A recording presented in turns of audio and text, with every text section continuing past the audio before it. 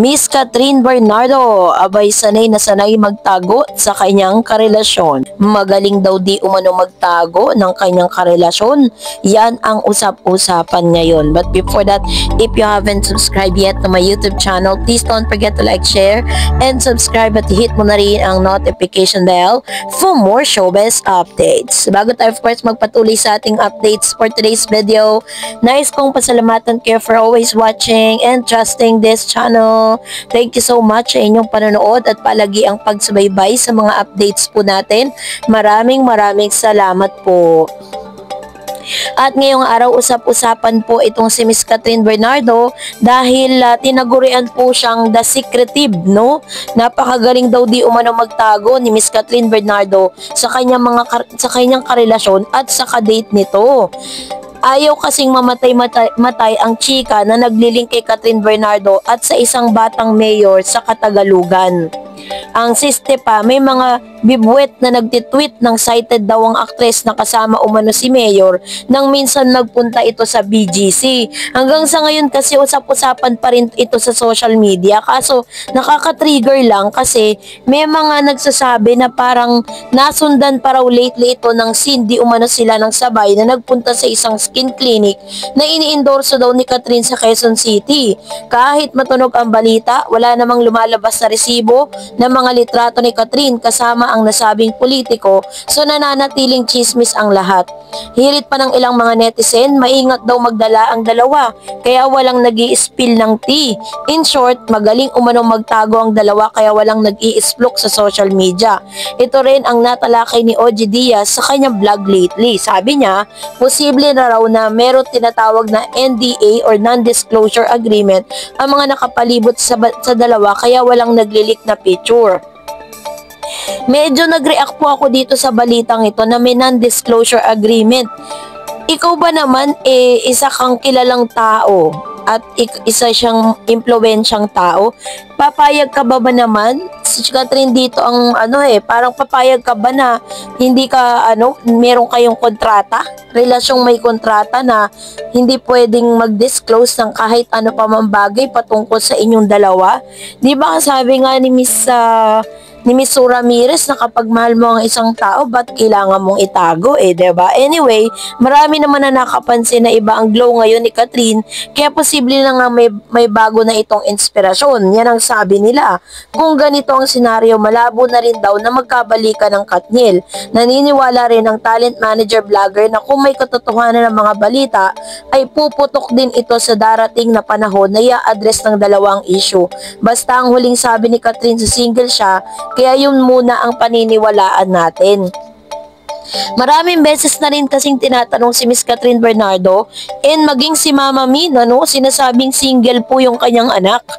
Kaya naman parang hindi ka panipaniwala. Kaya nga sabi ng mga netizen, si Mr. OG Diaz umamin siya na yung mga balita niya patungkol kay Catherine at saka kay Mayor, nakukuha niya lang po sa Reddit. Which means, wala talaga siyang legit na source na magsasabi talaga na nagkikita nga at magkarelasyon itong si Mayor at saka si Miss Catherine Bernardo.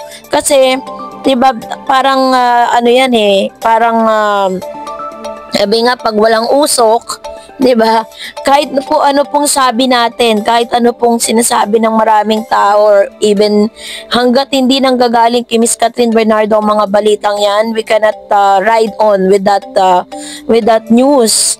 At talagang gusto po natin ng konkreto at talagang legit na manggagaling mismo kay Miss Catherine Bernardo. So yung mga sa Reddit kasi, pwede rin kasi na ginagawa lang din nila yon para po talagang may conversation at para ma-monetize yung kanila pong account sa nasabing social media platform. Alam naman po natin na pwede po kahit na sino ay pwedeng gumawa ng fake news para lang sa pera. Pero katulad po ng sinabi ko kanina, sino po ang matino na magkarelasyon na magkakaroon kayo ng kontrata, the non-disclosure agreement na walang pwedeng lumabas na kahit ano patungkol sa inyong dalawa. Not unless na talagang pinagkasunduan yan ng dalawang magkarelasyon. Pero sa sitwasyon ni Miss Catherine, tayo po mga fans niya, ay parang medyo talo po dito si Catherine Bernardo. Hindi ba siya talaga ka-flex-flex? Hindi ba talaga siya parang pwedeng ipagmalaki ng mga karelasyon niya? That's really a big question to ask. Kaya hindi natin kayang mag-ride on dun sa news na pinapalabas ng marami ngayon. So anyways, mag-react muna tayo sa mga reaction po ninyo sa comment section. Sabi po ni Miss Evelyn, basta ako nag-aantay na lang ng tunay na ayuda ni na Alden at Kat. Ako po ito po yung aking pong point of view with regards to this. Hindi man si Alden Richards or kahit sino pa man ang makarelasyon ni Miss Catherine Bernardo, para sa akin na lang, ang gusto ko maging masaya si Miss Kat kasi deserve niya pong sumaya, 'di ba? Hindi man si Alden Richards ang napili niya or kung sino man, hindi po niya deserve na itinatago siya. Sabi ni Renato Sayan, and speaking of BGC Miss Darren sa influence, meron isang tao for sure, super inspired si Kat kumukuha ng idea of units sa BGC, not just premium units, it's a penthouse, and you know that person ay si Alden Richards kasi based on experience ni Alden as a real estate developer, Alden all the details of acquiring penthouse, and Alden can provide that for sure kasi pwedeng mag-recommend si Alden kay Catherine if indeed she's interested in acquiring a penthouse in BGC. Yan, totoo naman 'di ba kasi developer din po siya, may real estate developer na at the same time meron po siyang ganong negosyo, kaya there is a possibility or pwede rin na may influence din yung kanyang mga friends ni Miss Catherine, diba? Kasi talagang yun po talaga yung sinasabi ng mga nababasa ko at the same time sa mga source na meron nga na meron po siyang tinatawag na condominium sa BGC. That's the reason why maraming beses po siyang sighting sa lugar na yon. At pinipilit po nila na itong si Yorme ang kasama ni Miss Catherine. Kahit meron pong isang photos na lumalabas na hindi talaga si Yorme ang kasama. Ang kasama ay yung kanyang hairstylist. Yun po yung lumalabas sa news. At hanggang sa ngayon is hindi pa rin tayo naniniwala na wala ni isa mang resibo na lalabas. Diba? So yun po ay talagang katakataka. Sabi ni Miss Marian, sino ba talaga nagsasabi ng legit? Si Christy, Katniel daw, si OG Diaz, si Kat naman at Mayor, pero pares walang resibo. At kung totoo yung Kat Mayor, bakit pumayag yung Mayor na secret boyfriend siya? Lalo na Mayor pa naman siya at pares silang single. Anong masama kung may relasyon nga sila? Which is true, 'di ba? Kung may relasyon sila, di ilantad nila, much better nga yun eh.